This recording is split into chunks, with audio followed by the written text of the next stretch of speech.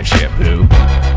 Hey, listen, this is serious. You need to think carefully, okay? Have you ever used or touched or even been in the same room as a can of dry shampoo? You're gonna die. They were contaminated with a chemical called benzine. Benzine is a known carcinogen. It's well studied. It can be transferred through the eye, through the skin. It can be inhaled. Definitely not a good thing. Workers that think they're going to be exposed to benzene should put on protective equipment. Wow. And if you're using protective equipment, that dry shampoo is not going to be very effective.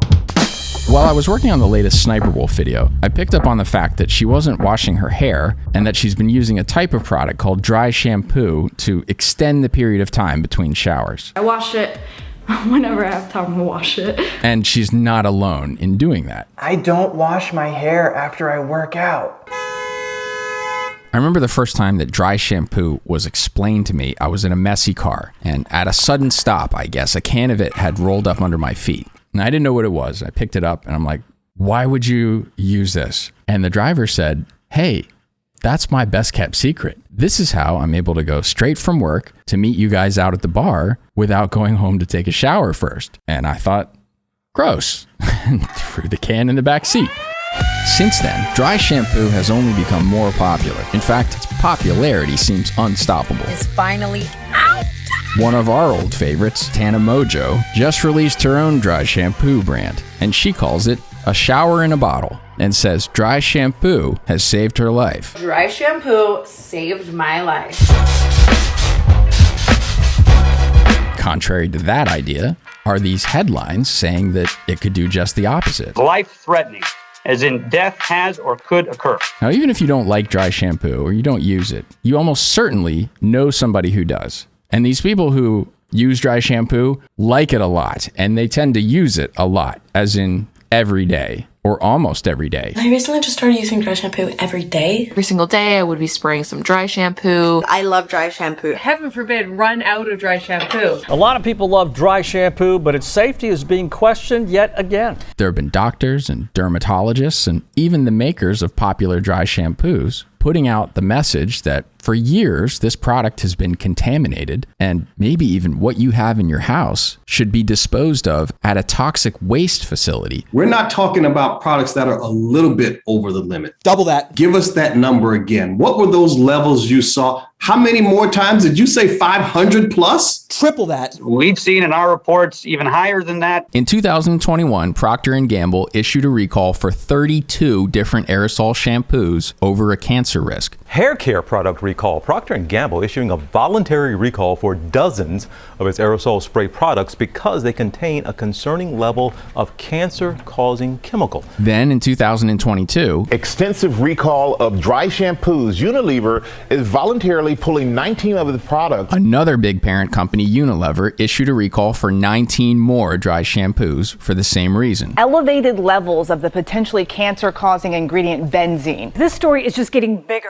The news about that potential health hazard spread very quickly. Hi guys, I haven't read the report, but I really just wanted to talk about benzoyl peroxide and benzene. I really need the views. I really need the likes, guys. Taking a closer look at this benzene scare, there is some question as to whether it's all overblown. There's some chemistry drama. I've had a lot of time over the last 3 years to go down this one lab keeps scaring people about benzene rabbit hole, and the whole thing is just so many different flavors of wild. There's too much to cover. I'm just going to stick to mostly the science stuff, but if there are any drama channels watching, there is some good stuff here. Message received. Nice. There certainly is a lot there. 34 different dry shampoo brands were analyzed by an independent lab called Valisure. 70% had quantifiable levels of benzene. At the bottom of most benzene scares in general is one lab called Valisure. I smell benzene. One tiny lab in Connecticut keeps popping up. A lab called Valisure. Valisure. The company Valisure says it found elevated levels of benzene. Major companies have done recalls based on our work. The founder stresses that they are independent, and he says this word so much it makes you sick. Really high level, Valisure does independent quality assurance in an independent fashion, which is in addition to independent testing, but independently certifying that it is independent. And we do that by independently checking Who's independently looking at independent reviews and independent laboratories? And we were the first ones in the United States to actually do this and do it independently. Independent is a word that has positive associations, which is probably why he's using a hypnosis technique to anchor his company Valisure to that word. The idea would be that a cognitive bias sets in, and every time you hear the word Valisure, you think independent. But I think a more accurate word would be mercenary. Valisure are mercenaries. We see ourselves as exactly assisting the entire healthcare ecosystem, the entire healthcare supply chain. As this opinion piece puts it, Valishure's pattern is clear. Conduct unrealistic product testing, make alarming claims about contamination, and then invite a litigation frenzy targeting deep-pocketed companies. We're true pioneers in it, I like to think. And that looks to be a pretty lucrative job they made for themselves. Pay us $1 million a month, or we tell everyone you sell poison. We mentioned earlier that Unilever is one of these parent companies that conducted massive product recalls. Unilever complained in a recent court filing that Valisure had hit them up for $1.25 million. We're an entirely science-based organization, that's exactly correct. Plus a retainer of $250,000 a month to test their products and keep the results confidential. And it sounds like they tried this with other companies too, so who knows which companies are missing from these lists. So did you find the $250,000 a month and then the $1 million retainer too much of an ask for the lab work? I think for the actual lab work, yes. All right, so we're going to go through testing for benzene contamination in hand sanitizers. We add a standard amount of solvent, takes the sample vial, it will heat it up in an oven to 130 degrees. So we're waiting for the benzene peak to come out. There it is. It doesn't take that long. It doesn't take that much solvent. It doesn't take that much technical skill if you've got an established method. In our laboratory, we have advanced technology that we've developed. We have laser-based methods of analyzing medications. The difference is that we check them for quality, and this ensures quality. You pretty much load it into an auto sampler and then just let it run on its own. Shouldn't be that much. Back when I was in the lab doing similar tests, we would run it if we got too lazy to run a TLC. So it's not like a super expensive test that anyone would follow us up on, like under $100. The thing that David Light, I think, hits on that he's right about is that medicine's like a used car. You don't know how many people have touched it. You don't know where it's been. Be a few years old by the time you get it. It's going to touch 10, 20 different hands all over the world. Medication's kind of like a used car. A lot of people assume that everything that they're putting on their skin or that they're putting into their body has been like checked for purity or for efficacy, and that isn't true. This started as a discount pharmacy that figured out there was a gap in testing, and now they've evolved into something totally different. Parts of its business model are behaving a little bit like a privately owned regulatory agency, while another part is acting like a protection racket. Meanwhile, a third part of the business, when left to act truly independently, does this weaponized market research and PR that comes across a bit like an activist short seller. And which part of that business we hear from could depend on who's been hiring. Saying yes to them is too costly. Saying no to them costs even more. We hope that it will continue to be more collaborative as opposed to combative. If they were a regulator, that would be called capture. And for the average person, regulatory capture is a bad thing. The revolving door from Big Pharma to the FDA is just one example that undermines public trust. So Valishure's proposed solution to that, where industry partners with them for more of this private testing, in other words, sacrificing their independence, would only replicate those problems, except the difference is this time they get the paychecks. They're saying all at once to plaintiff lawyers, to the FDA, to consumer product manufacturers, and to the pharmaceutical industry, capture us now to either silence or create the damaging headlines, the massive recalls, and class action lawsuits. It turns out Valisure is very involved in a lot of benzene lawsuits. They were hired for these lawsuits before telling the public their findings.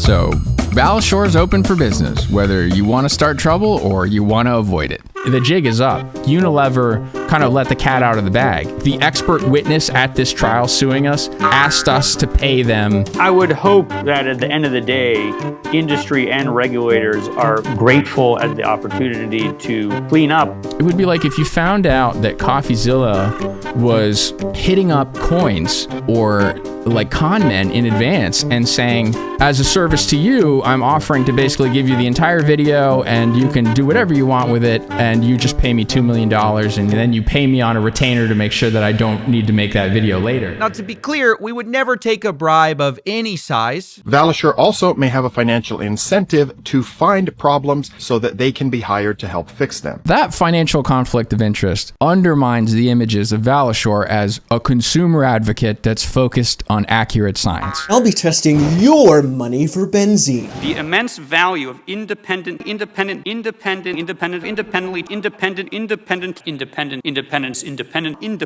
Interestingly, with this whole independent testing situation, the biggest testing scandal was actually from an independent sunscreen lab. So it was called AMA Labs. They faked their results because it was cheaper to only test on 2 people versus on like 10 people, which is the standard for a sunscreen like SPF test. So it was cheaper for them, and then they could also undercut the competition.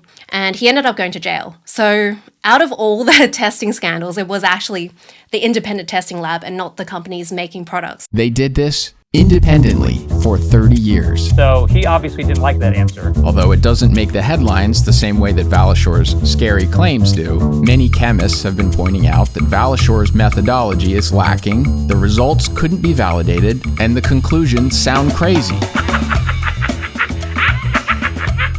F squared, effing focus. I have brain AIDS. Valisure has also had petitions about carcinogens in medications with a very similar sort of vibe, press release, lots of media attention. The FDA took these concerns seriously, they investigated, and now there are multiple peer-reviewed papers specifically debunking Valishure's testing. Being specifically called out in publications connected to this many scientifically respectable organizations is really impressive. I found multiple instances where doctors had initially co-signed Valishure's PR. Valisure Pharmacy tested a number of over-the-counter sunscreens. Try to avoid those sunscreens. A lot of them are lotions and sprays. If you see your sunscreen on the list, you should not be using that sunscreen. Only to later walk it back once they had time to look at the science and determine that it was probably fear-mongering. Valisure, a pharmacy that batch tests medications, recently found that 78 different sunscreens and after-sun products are contaminated with benzene, and I wanted to get on here and make you guys aware of this. Before you go panicking, this study is suspicious. There are a lot of red flags. If you take a look at it, the methodologies,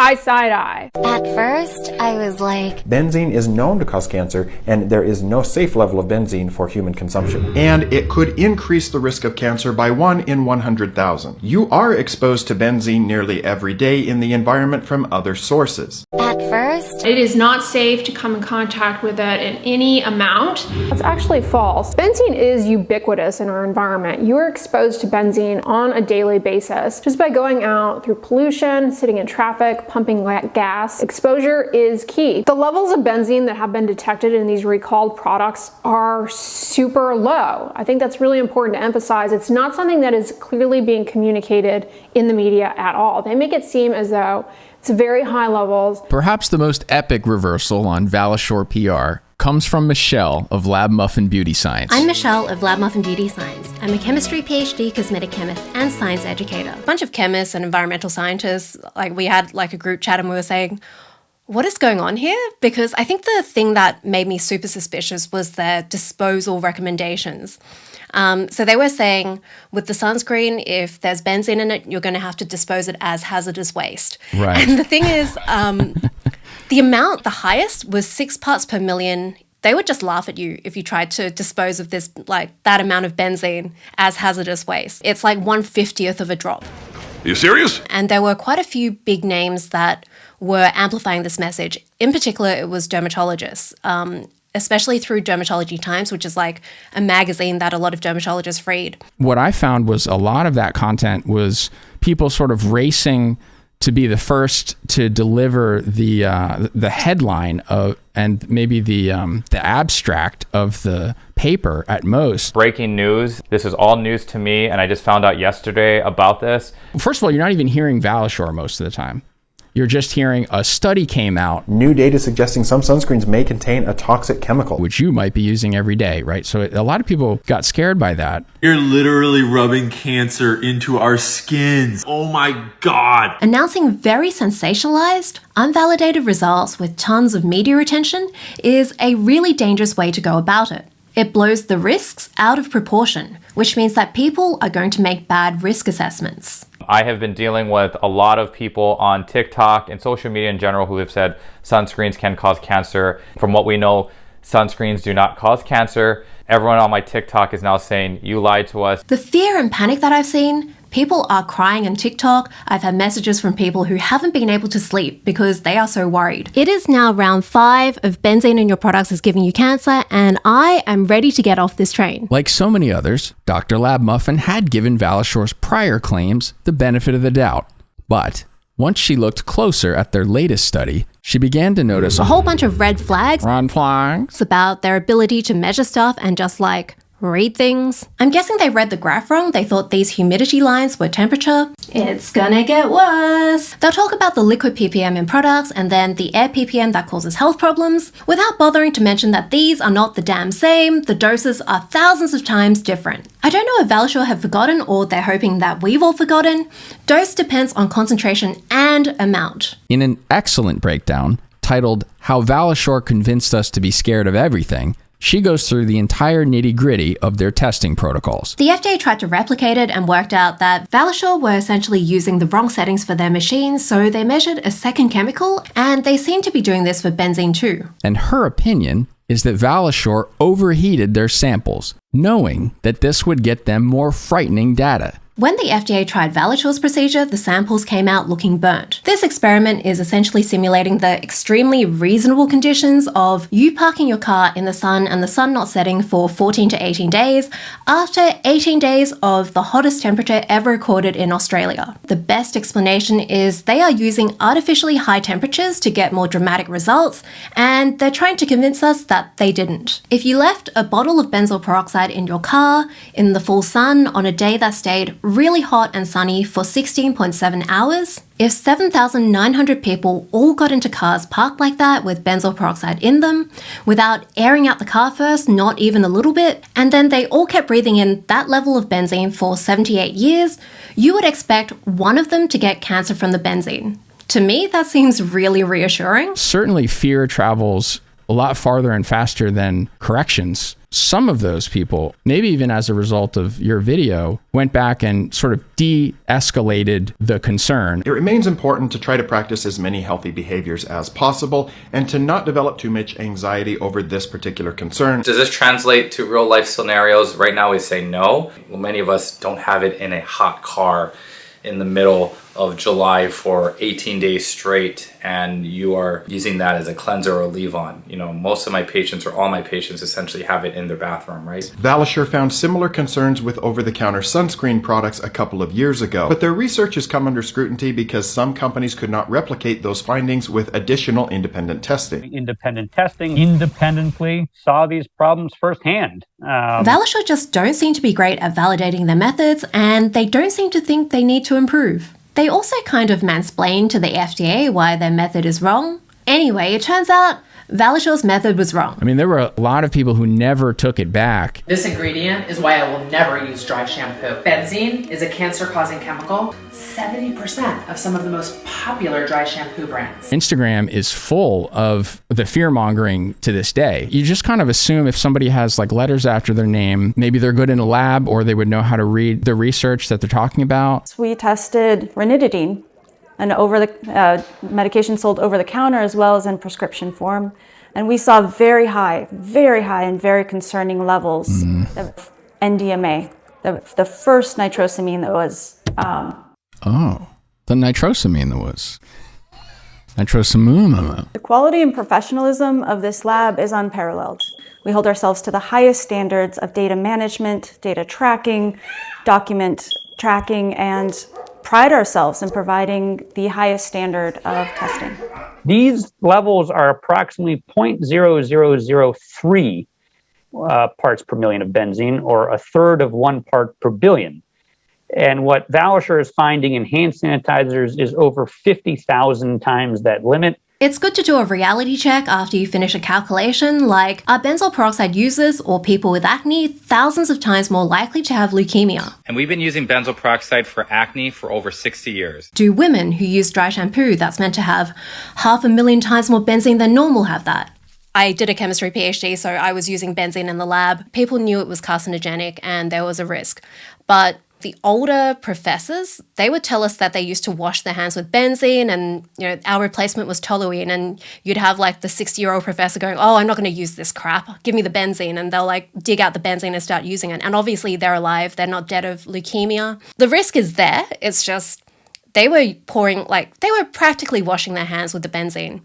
So to see all this fear-mongering about 1/50th of a drop in a whole can of sunscreen, which you would use over months, was just really bizarre. Honestly, I was shocked. I was shocked that we were finding benzene at all. It might very well be the most well-known compound that is dangerous to humans. In a good faith way, and you said that... I am not a huge fan of just looking for profit motives when it comes to misinformation. And you try not to assume malice when someone being an idiot might be more likely. People make mistakes, they're overconfident. They usually aren't evil, though sometimes they are both. I feel a little bit less charitable about it. I'm a little bit more interested in the kind of person that David Light seems to be. What you're working on saves lives. Valisher is solving such a huge problem. Someone who's getting thanked for basically being a public servant. Group of dedicated public servants. Valisher. Goddamn heroes. When I looked at their website, I noticed some of the phrasing there was really poorly chosen. It's one thing to write something that's like, we're willing to talk to journalists to help explain our reports, something like that. But what I saw on their website was, we love being in the headlines. We love being in the headlines. That's a strange thing to say if the headlines are, this is going to kill you. The headlines. Benzene can result in leukemia and other blood cancers. And I started to think, this guy is enjoying being able to make people afraid. And we're looking at 10, that's 100 times higher. Wow. And if you're using protective equipment, that dry shampoo is not going to be very effective. The concerns he was raising were life and death matters. Death has or could occur. This is going to kill people. People's lives are at risk. Life-threatening. And so you would think that the tone surrounding his PR appearances would be of empathy towards the consumer. It remains important to try to practice as many healthy behaviors as possible and to not develop too much anxiety over this particular concern until we have more information. And what I kind of saw from him was a relish in the amount of attention and that he could get these brands to respond to him. Dove, Suave, Nexus, Tresemme, and TG. Now, an independent lab finds even more brands containing benzene and wants them recalled too. There's something about him that is really leaning into the fear aspect of this. I'm here at Valisher Labs in New Haven, Connecticut, where scientists have made striking findings about a number of sunscreens you see behind me. In fact, a lot of them contained a dangerous industrial chemical known to cause cancer. Its name? Benzene. Benzene is a contaminant and it's a known human carcinogen that's not supposed to be in any consumer product. And notice that when health authorities announce these issues, the risk is put into context because scaring people unnecessarily causes harm. Daily exposure to benzene at the levels detected would not be expected to cause adverse health consequences. So why are Valisher doing the opposite of this? Was that purely because it would help spread the message that this stuff is unsafe, or was it a little bit of something else? On your big, what would I call it, your conspiracy board, really, I noticed you did have the gun charges on there. David's first brush with national press coverage occurred after he fired a handgun following a game of beer pong in his off-campus frat house. According to Associated Press coverage and an alumni paper, after hearing gunshots, others ran in to investigate the shooting, and David was asked to put his gun away. David refused and fired 2 more shots into the ceiling. It's okay. It's all right. An argument ensued in which David claimed that his gun had been loaded with blanks. A guest in the house, who happened to be an active member of the U.S. military, recognized David's gun as a semi-automatic and insisted that the way he was acting with it was unsafe. To which he replied, "Why don't I point it at your head and we find out?" This incident was reported the next day, which led to investigators searching his room and discovering an alarming collection of dangerous chemicals, as well as 11 different assault rifles and pistols, and thousands of rounds of ammunition. After his arrest, a fellow member of the gun club David attended assured a reporter that David wasn't crazy, but David himself at times had made a different assessment. According to a police affidavit filed along with the case, a search of David's college emails found concerning correspondences. Fire! Fire! Fire! Where he conceded that he may be crazy and detailed his plan to dump chemicals in the harbor. Try setting it on fire! He frequently boasted that he could produce explosions, fireballs, or smoke, and asked a friend eagerly, "How soon do you want to do something dangerous?" Some of the supplies David had in his room included tubes with end caps and fuses, which police determined to be David was arrested for a second time at gunpoint as police made these discoveries. One officer was treated at the hospital for burns he received after touching some of the chemicals David had in his room. The state EPA was called in to dispose of the dangerous chemicals. A maintenance worker told police that days earlier he discovered a .50 caliber sniper rifle just laying on the floor. David's lawyer helped him plead 51 separate charges down to one, and he was sentenced to a year in federal prison. That incident led to his fraternity being disbanded. Honestly, I'm Australian, so guns are like completely foreign to me. Like, I don't understand like what it would feel like to have a gun pulled on me. So the point was to make somebody afraid. And I started to think like that part of his personality, I think is not something that's easy to change. And I was seeing a parallel in what he indulged in that incident and what he's doing now as a chemist. Don't hire me and look at the damage that we've done to your competitors. You know, we have a record of causing all of these recalls. We both know how expensive that is, kind of thing. I hope that there will be a lot more collaboration on this into the future. One of the most interesting aspects with the benzoyl peroxide case, the fact that they made this information public in March 2024. They had a patent on a benzoyl peroxide stabilizing technology that they filed in March 2023. Right. And it had data in it from 2022. So they must have known about this issue for several years before they made it public. But then in their public announcement, they said things like, there are millions of consumers who are unknowingly using life-threatening, cancer-causing products, something like that. And it's like, well, if you've been sitting on this information for 2 years, then to me, it seems like there's only really two conclusions. Like, A, you don't genuinely believe that it is that bad, or B, you don't care that it's bad. You don't care that people are exposing themselves to life-threatening, cancer-causing ingredients. So neither of them, to me, seem very honest or, I don't know, ethical, really. This isn't the first time that they've withheld alarming findings. Class action lawsuits based on Valashore's data were filed in September, but they only posted their results publicly in November. So it looks like Valashore probably gave these alarming results to lawyers so they could look for people to bring the lawsuit months before bothering to warn anyone else. And I know that your video tries to shy away from attributing financial incentives to these narratives, but man, there's a lot of it. Dry shampoo will give you cancer. And at the very end, it's like, try our powder. It's an ad. You look at a wall of it, you could not throw a dart and be sure you weren't going to hit Valashore research. When you share that, people in your life feel like you love them. You know, it's a way of being like, hey, I'm worried about you. I'm thinking about you. I know that you use this product or whatever. There's nothing that comes even close to counterbalancing the amount of PR that they generated with the bad research. Your video does a good job breaking down and calling it into question, but it takes 40 minutes to be completely convinced of that, whereas it's just so easy to make the accusation in 60 seconds. By now we all know that like aerosol dry shampoos are so bad for you. And I saw it come up especially in short form content that was promoting non-aerosol or homemade shampoo recipes. Not an aerosol, it's literally just like a little squeeze bottle and the powder just comes out. Stepping in sort of opportunistically, you might say, to try and serve that market that would be abandoning the cans of aerosol shampoo. I could go so many days without washing when I'm using this, and look at that, voila. I just wash my hair. No one will ever know. This is kind of like a small segment of, I don't know if you've come across this in your research, but this whole clean beauty. There are plenty of exceptions, but there are a lot of small companies who are marketing themselves on this idea of clean beauty. Like they are avoiding all these super toxic ingredients that larger companies are using.